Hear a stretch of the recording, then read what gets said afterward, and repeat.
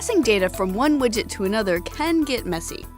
InheritedWidget saves you from passing data around by allowing any child widget to access that data.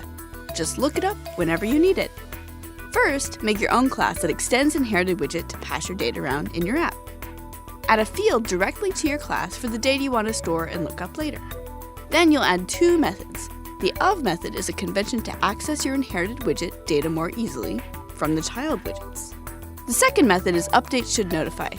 This tells Flutter if it should redraw widgets that depend on the data when that data changes. The old widget parameter lets you compare the previous data in your InheritedWidget to the new one. If you need to modify data lower down in your widget tree, you can combine InheritedWidget with something like ValueNotifier or ChangeNotifier. But that can get complicated. So for those situations, consider a state management package like Provider or Scope Model to save you some boilerplate. There's a more detailed video on InheritedWidget in the Flutter Widgets 101 series linked in the description.